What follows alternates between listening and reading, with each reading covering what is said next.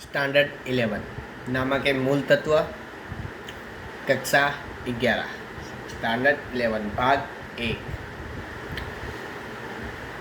तो account subject ये आपके लिए नया है और 11th में पहली बार आता है और अकाउंट 11 से स्टार्ट हो जाता है। तब अकाउंट की बात करें तो यहाँ पे अकाउंट है क्या, नामा के मूल तत्व है क्या। सबसे पहली बात ये, तो जितने भी लोग हैं या तो फिर स्टूडेंट है, हर किसी ने खरीदी तो की होगी या तो फिर माल सामान बेचते भी होंगे। तो जो हम माल सामान खरीदते हैं और बेचते हैं तो उन सब माल सामान का जो हम हिसाब रखते हैं, तो हिसाब रखने की पद्धति को हम अकाउंट कहेंगे।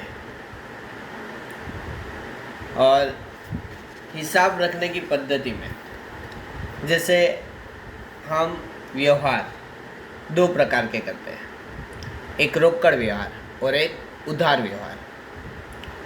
रोकड़ व्यवहार जाने की कैसे, जैसे कि हमने माल खरीदा या हमने माल बेचा, तो हम माल खरीदते या बेचते तो हमें तुरंत रुपये चुका देते या तो फिर हमें तुरंत रुपये मिल जाते। माल बेचने से रुपये मिलते और माल खरीदने से हमें रुपये चुकाने होते। तो जब हम तुरंत ही रुपयों का व्यवहार कर देते माल खरीदते या बेचते समय, उसे हम रोकड़ व्यवहार कहेंगे। जैसे रोकड़ व्यवहार में रोकड़ से भी और चेक से हम लेन देन करते हैं। तो जैसे कि रोकड़ व्यवहार में रोकड़, बैंक और चेक शब्द का उल्लेख यानी शब्द का उपयोग होता है, तो रोकड़ व्यवहार हुआ। और उधार व्यवहार, उधार व्यवहार जैसे कि हमने माल खरीदा या बेचा तो उसके रुपये हमें भविष्य में प्राप्त होते हैं। जैसे कि हमने किसी व्यापारी के पास से माल खरीदा है, उधार माल खरीदा, तो हम उसको तुरंत रुपये नहीं चुकाएंगे, लेकिन भविष्य में हम उसको रुपये चुकाएंगे। उसी तरह से अगर हमने किसी को उधार माल बेचा है तो वो ग्राहक हमें तुरंत रुपये नहीं देगा, लेकिन भविष्य में रुपये देगा। तो व्यवहार दो प्रकार के हुए, रोकड़ और उधार। उसी तरह से आर्थिक और बिन आर्थिक व्यवहार भी है। आर्थिक व्यवहार जिसको हम रुपयों में बराबर यानी द्रव्य में माप सकते हैं, जिसमें नकद की लेन देन हो सकती है, ऐसे सभी प्रकार को हम आर्थिक व्यवहार कहेंगे। लेकिन जिस व्यवहार में रुपयों की लेन देन नहीं होती है, जिसका मूल्य द्रव्य में मापा नहीं जा सकता, ऐसे व्यवहार को हम बिन आर्थिक व्यवहार कहेंगे। तो ये जितने भी व्यवहार है तो उसके बारे में हम आज पारिभाषिक शब्द यानी हिसाबी पद्धति और उसके पारिभाषिक शब्द के बारे में बात करेंगे। तो सबसे पहले देखो दोस्तों, यहाँ पे हमें प्रस्तावना दिया गया है। तो ब्रह्मांड में मनुष्य अपना अलग और विशेष अस्तित्व रखता है। मनुष्य बुद्धिशाली प्राणी है। मनुष्य की जीवन शैली अलग प्रकार की है। उसकी जीवन शैली सामाजिक, धार्मिक, आर्थिक जैसी आवश्यकताओं से संबंध रखती है। जैसे कि कोई भी इंसान अपना व्यवहार करता है तो समाज में रह के ही करता है। धार्मिक, आर्थिक जैसी आवश्यकताओं से संबंध रखती है। इन आवश्यकताओं को पूर्ण करने के लिए उसको अन्य मनुष्य की मदद लेनी पड़ती है। जैसे कि कोई भी इंसान अपनी ज़रूरत की चीज़ें, सभी ज़रूरत की चीज़ें वो खुद नहीं बना सकता, तो उसे अन्य लोगों की ज़रूरत पड़ती है। जैसे हमारे आसपास हम देखें तो टीवी, फ्रिज बराबर, तो हम ये सब चीज़ें बाज़ार से ख़रीद के लाते हैं, हम खुद नहीं बनाते बराबर। जैसे हम खाने पीने की चीज़ें बराबर, गेहूँ, चावल, दाल, तो ये सब चीज़ें भी हम बाज़ार से खरीद के लाते हैं। और अगर हमारी दुकान हो तो हम बेचते भी हैं। तो ये सब चीज़ें हम खुद नहीं बनाते। तो उसी तरह से जब हम किसी के पास से खरीदते तो सामने यानी कई सारे लोग होते हैं जो अपने अलग अलग प्रकार के व्यवसाय लेके बैठे हुए होते हैं और वो हर किसी की ज़रूरत के हिसाब से उत्पादन करता है और एक दूसरे को मदद करता है। प्रत्येक व्यक्ति व्यक्तिगत रूप से अपना अलग अलग अस्तित्व और कौशल्य और मर्यादाएं रखता है। व्यक्तिगत कौशल्य का समाज में विनिमय किया जाता है। प्रत्येक व्यक्ति अपने कौशल्य का दूसरों को लाभ देता है। अपनी मर्यादाओं के कारण दूसरों के कौशल का लाभ लेता है। इस प्रकार से मनुष्य अपनी आवश्यकता को पूर्ण करता है। जब द्रव्य का माध्यम के रूप में अस्तित्व नहीं था, तब बदला पद्धति या वस्तु विनिमय पद्धति प्रवर्तमान थी। इस पद्धति में उत्पादक के बदले में उत्पादक और अथवा उत्पाद के बदले में सेवा दी जाती थी। जैसे कि यहाँ पे एग्जाम्पल दिया गया है, किसान के पास अनाज है और उसको कपड़ों की ज़रूरत है, और जिसके पास कपड़ा है उसको अनाज की ज़रूरत है। फिर से किसान के पास अनाज है और उसको कपड़ों की ज़रूरत है, और जिसके पास कपड़ा है उसको अनाज की ज़रूरत है।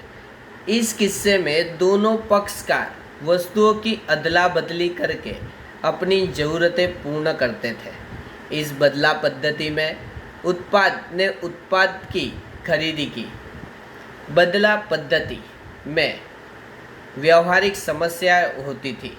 बदला पद्धति की मर्यादाओं में से अदला बदली के एक ऐसे माध्यम की आवश्यकता खड़ी हुई जो सर्वस्वीकृत हो। प्रवर्तमान समय में उत्पाद खरीदने या सेवा प्राप्त करने के विनिमय के माध्यम के रूप में द्रव्य का उपयोग किया जाता है। इस वर्तमान समय में द्रव्य के रूप में सिक्का, कागजी चलन और हाल ही में प्लास्टिक चलन का उपयोग किया जाता है।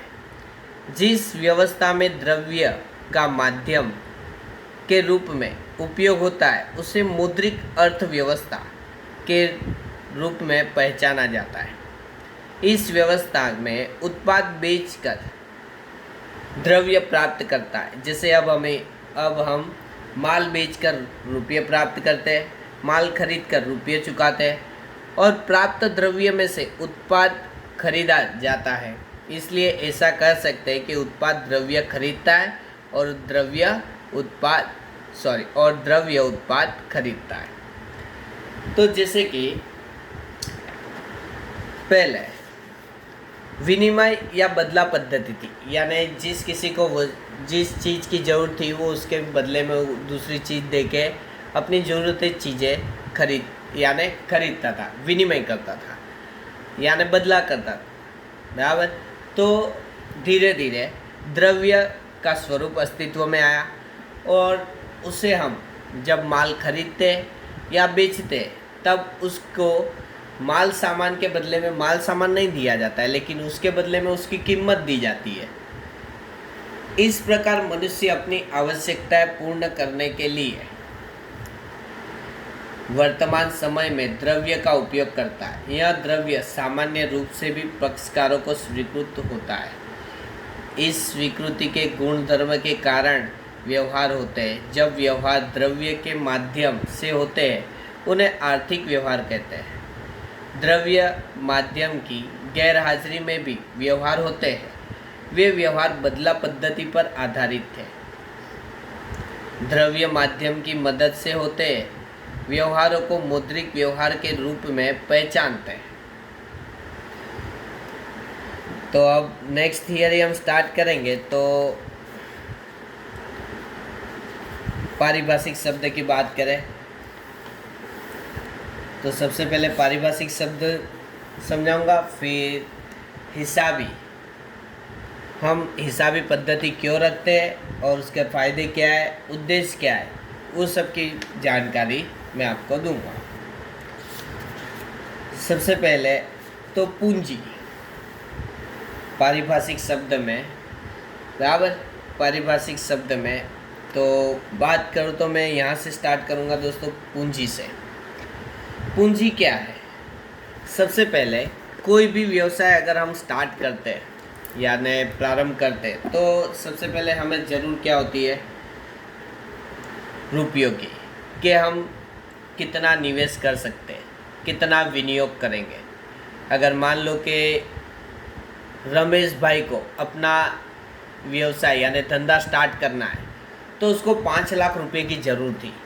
अगर रमेश भाई 5 लाख रुपए लाकर अपना धंधा स्टार्ट करता है यानी प्रारंभ करता है तो उसने अपने धंधे में कितने रुपए लगाए, 5 लाख। तो अगर धंधे का मालिक अगर अपनी निजी संपत्ति में से माल, स्टॉक यानी माल सामान, फिर नकद या संपत्ति लाकर धंधा प्रारंभ करता है तो धंधे में जितनी भी लागत लगी होती है उसे हम क्या कहेंगे, पूंजी। जैसे धंधा के मालिक द्वारा धंधा प्रारंभ करने के लिए जो विनियोग, निवेश किया जाता है उसे पूंजी कहते हैं। धंधा के मालिक द्वारा धंधा प्रारंभ करने के लिए जो विनियोग या निवेश किया जाता है उसे क्या कहेंगे, पूंजी कहते हैं। विनियोग अर्थात धंधा के रोकड़ स्वरूप या अन्य कोई संपत्ति स्वरूप में किया जाता है। पूंजी में सभी ऐसी वस्तुओं का समावेश किया जाता है जो मालिक द्वारा दी गई हो और जिनका द्रव्य में मूल्य आंक सकते हैं। जैसे कि मालिक रुपये 10,000 नकद ला रहा है, 6,000 का फर्नीचर ला रहा है, यानी 8,000 का माल लाकर धंधा प्रारंभ किया। यानी टोटल पूंजी कितनी लाई उसने, 10,000 नकद लाया, 6,000 का फर्नीचर यानी 16,000, 16 और 8 24,000 लाकर धंधा प्रारंभ किया। यानी धंधे में नकद, फर्नीचर और माल सामान लाकर यहाँ मालिक ने अपना धंधा स्टार्ट किया। तो हमारे लिए पूंजी कितनी होगी, 24,000। यानी ऐसा कह सकते हैं हम कि धंधे का मालिक अपने धंधे में या तो फिर धंधा प्रारंभ करने के लिए माल सामान, नकद या संपत्ति लाकर धंधा प्रारंभ करता है तो उसे हम क्या कहेंगे, पूंजी। जितनी भी लागत लगी अपने धंधे में तो क्या होगा, धंधे का मालिक धंधे को पूंजी दे रहा है तो उसे हम क्या कहेंगे, पूंजी। मालिक द्वारा दी गई प्रत्येक वस्तु आर्थिक मूल्य रखती है और उसका उपयोग धंधा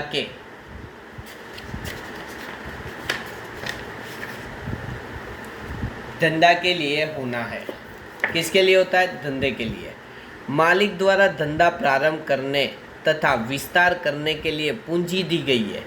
धंधा के स्वरूप के आधार पर पूंजी पहचानी जाती है जो निम्नानुसार है। जैसे एकाकी व्यापारी, एकाकी व्यापारी यानी एक ही व्यक्ति रुपये लाकर अपना धंधा प्रारंभ करता है। रुपये, माल सामान या फर्नीचर या संपत्ति लाकर धंधा प्रारंभ करता है और उस धंधे में मालिक एक ही होता है। वो खुद निर्णय लेगा यानी डिसीजन लेगा। अगर धंधे में लाभ हुआ तो भी वही लेके जाएगा और धंधे में नुकसान होगा तो वही भुगतान करेगा। तो इसी पीढ़ी को हम क्या कहेंगे, एकाकी व्यापारी, जिसके अंदर मालिक एक ही होता है। जो मालिक होता है और वो अपने धंधे को माल, संपत्ति, नकद देता है। साझेदारी पीढ़ी के लिए साझेदारों की पूंजी शब्द प्रयोग किया जाता है। जैसे दो या दो से अधिक व्यक्ति मिलकर पूंजी इकट्ठा करके माल सामान, संपत्ति या नकद लाकर, दो या दो से अधिक व्यक्ति माल, संपत्ति, नकद लाकर अपना धंधा प्रारंभ करते हैं तो इसके अंदर एक व्यक्ति मालिक नहीं होता है, इसके अंदर दो व्यक्ति, दो या दो से अधिक व्यक्ति होते हैं। इसके लिए इसे साझेदारी पेढ़ी कहेंगे। कंपनी के लिए अंश पूंजी शब्द प्रयोग किया जाता है, यानी एकाकी व्यापारी के लिए सिर्फ पूंजी शब्द दिया गया है। साझेदारी पेढ़ी के लिए भी पूंजी शब्द का प्रयोग किया गया है, लेकिन यहाँ पे साझेदार देते हैं पूंजी। और कंपनी के लिए अंश पूंजी यानी share, equity share, preference share, ये अंश पूंजी होती है, बराबर। तो ये अंशधारी देते हैं, इक्विटी शेयर होल्डर कहते हैं हम, अंशधारक। तो इसे हम क्या कहेंगे? पूंजी। उसी तरह से दूसरा शब्द है आहरण। धंधे का मालिक अपने निजी हित के लिए धंधे में से माल, संपत्ति या नकद ले जाए तो उसे हम क्या कहेंगे? आहरण। जैसे कि किसी धंधे के मालिक को अपने पुत्र की स्कूल फी चुकानी है, तो धंधे का मालिक अपने धंधे में से जितनी भी रकम स्कूल फीस के लिए निकाल देता है, यानी निकाल के अपने बेटे की स्कूल फीस चुका देता है, तो उतनी रकम क्या होगी? आहरण। पूंजी के निर्माण के लिए धंधा का मालिक अपने निजी संपत्ति धंधा को देता है, तो मालिक द्वारा दी गई संपत्ति धंधा की संपत्ति बनती है। लेकिन जब मालिक द्वारा संपत्ति अर्थात की रोकड़ अथवा माल निजी हेतु के लिए उपयोग में, किस हेतु के लिए? निजी हेतु के लिए उपयोग किया जाए, तब उसे आहरण के रूप में जानते हैं। आहरण पूंजी में कमी दर्शाता है। जैसे धंधे का मालिक धंधे में लाख रुपया लाकर धंधा प्रारंभ करता है, तो उसने धंधे के लिए लाख रुपये पूंजी लगाई, कह सकते हैं। लेकिन उसे 20,000 की ज़रूरत थी। धंधे के मालिक को अपने निजी हेतु के लिए, निजी खर्च के लिए 20,000 की ज़रूरत थी, तो उसने अपने धंधे के ड्रॉअर में से 20,000 रुपये निकाल लिए। तो जो 1 लाख रुपये दिए वो पूंजी थी, और जो 20,000 निजी उपयोग के लिए उसने उपयोग किया, तो ये क्या होगा? आहरण। अब यहाँ पे देखो, यहाँ पे 4 कोष्टक बनाए हुए गए, यानी टेबल जैसे बनाए। तो यहाँ पे हम देख सकते हैं मालिक अगर धंधे को देता है, यहाँ पे मालिक लिखा हुआ है, यहाँ पे धंधा लिखा हुआ है। अगर मालिक धंधे को देता है, क्या कौन कौन सी चीज़ें देता है? तो नकद, माल, संपत्ति, तो पूंजी होती है। लेकिन मालिक यही चीज़ अगर अपने निजी हित के लिए ले जाए, तो उसे क्या कहेंगे हम? आहरण।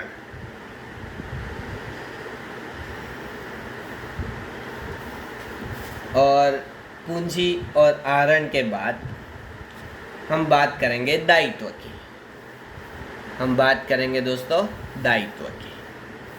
अब दायित्व की बात करेंगे तो दायित्व में धंधा द्वारा उधार खरीदे माल, संपत्ति या सेवा संबंधी भुगतान पात्र रकम अथवा उधार ली रकम वापस करने पात्र रकम दायित्व कहते हैं। जैसे कि हमने किसी व्यापारी के पास से उधार माल खरीदा है, तो हमें भविष्य में उसे रुपये चुकाने हैं।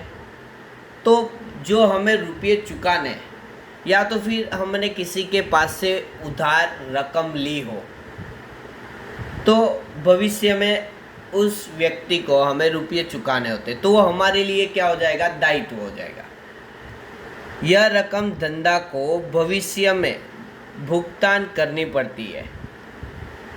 अगर हमने रकम धंधे के उपयोग के लिए ली है, तो वो हमारे लिए दायित्व होगा, और भविष्य में हमें उसे चुकाना है, तो ये धंधे को भुगतान करने पड़ती है।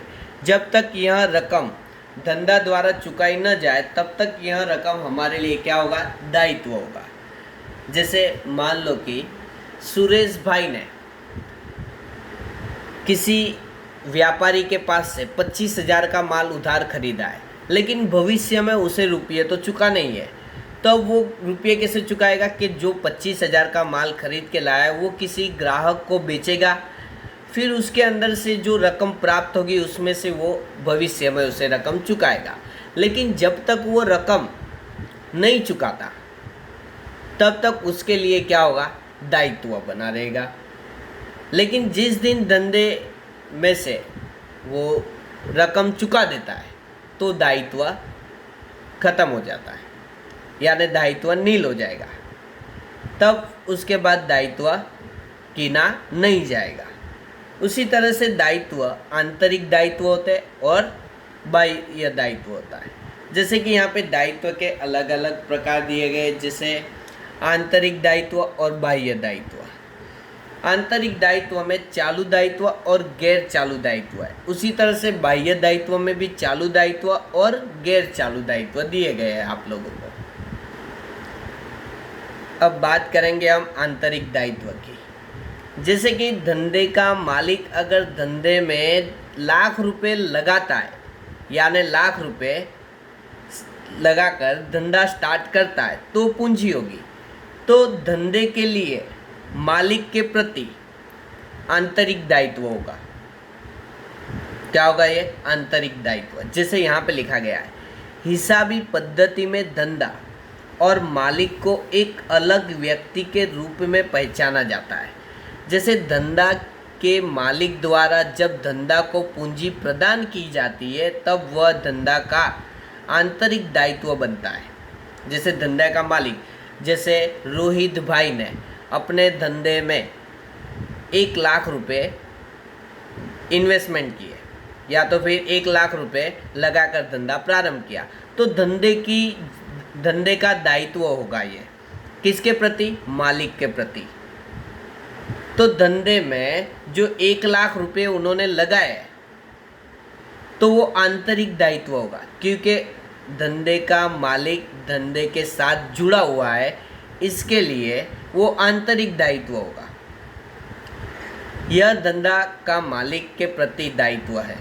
इसमें संक्षेप में धंधा द्वारा मालिक को चुकाई जाने वाली रकम धंधा का आंतरिक दायित्व कहलाता है। धंधा के मालिक ने 1 लाख की पूंजी दी है, यह 1 लाख का धंधा का मालिक के लिए प्रति दायित्व है। यह धंधा का आंतरिक दायित्व है।